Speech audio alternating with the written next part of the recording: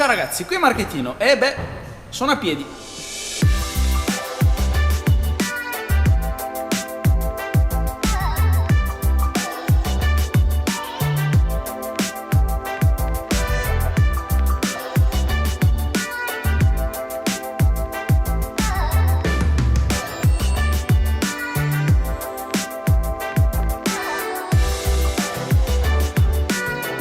Allora, saliamo in macchina che oggi vi spiego cosa è successo all'M3.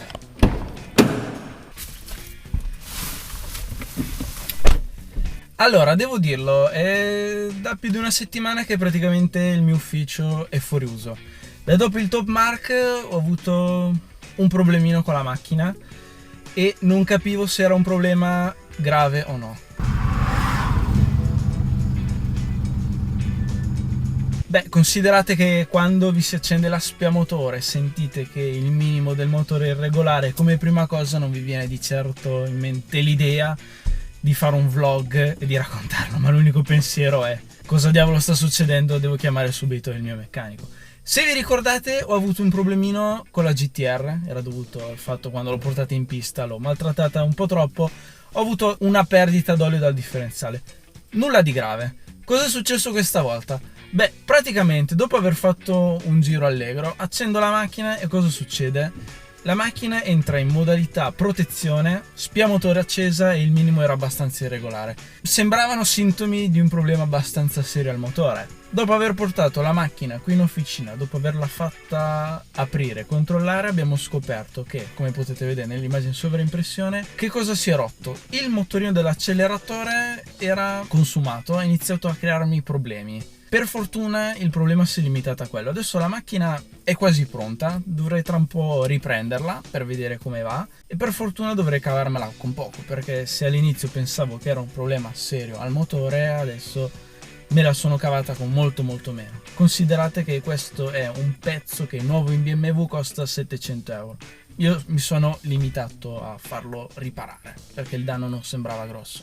Devo dire che in un anno che ho questa macchina e dopo ben circa 17.000 km, questo è il primo grosso problema che ho avuto. È una macchina di 10 anni, quindi ci si può aspettare, soprattutto guidando in modo sportivo, che qualcosa si possa rompere. Però nel complesso devo dire che questa macchina è molto affidabile e resistente. E come volevasi dimostrare, ragazzi, quando volete comprare una macchina sportiva, non fermatevi solamente al prezzo di acquisto, ma dovete vedere che cosa vi costa mantenerla e non pensare solamente al bollo, alle gomme, ma anche alle spese impreviste, perché questa è una spesa imprevista. Dovrei cavarmela penso con 500-600 euro in totale, però comunque sia erano soldi che avrei preferito non spendere.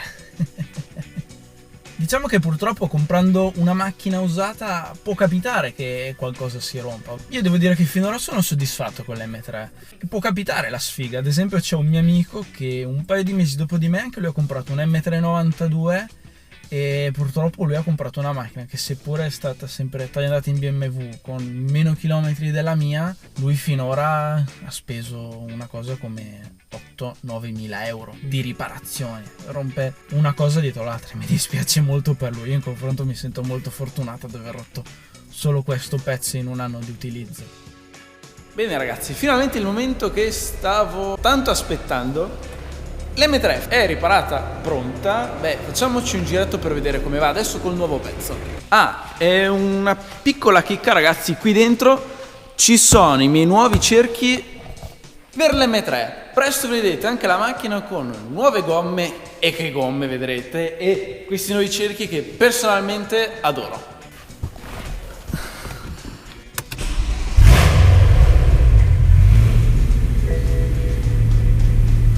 Ragazzi, che dire, beh, che bello essere tornato finalmente al volante della mia piccola. Mi è mancata veramente tanto in tutti questi giorni senza poter fare sgommate.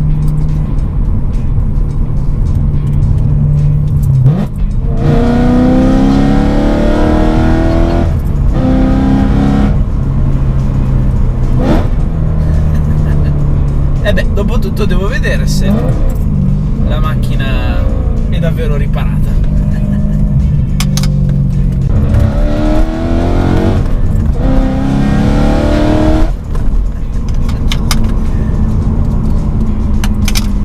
è pazzesco vedere che con un piccolo difetto di una componente così piccola, praticamente l'elettronica ha iniziato ad andare in confusione, perché come vi ho detto quel piccolo cortocircuito, se possiamo definire, praticamente non mi faceva funzionare bene metà bancata a motore, mandando la macchina in modalità recovery e accendendo l'aspirapolvere.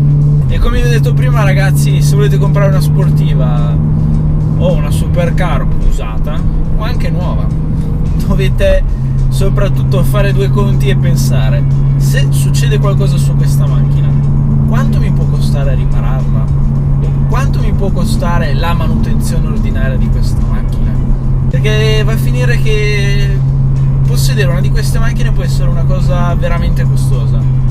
Come vi ho accennato prima, ragazzi, ci saranno degli interessanti upgrade sull'M3, perché presto la vedrete con dei nuovi da cerchi, non più da 20 pollici ma questa volta da 19, non neri, vi posso anticipare questo, e delle gomme nuove che sono sempre Michelin. Io onestamente con queste Pilot Sport 4S mi sto trovando divinamente, ma metterò delle gomme ancora più performanti che non vedo l'ora di provarle in pista. Beh ragazzi, che dire, l'M3 è tornata, sta bene, facciamo un po' di casino.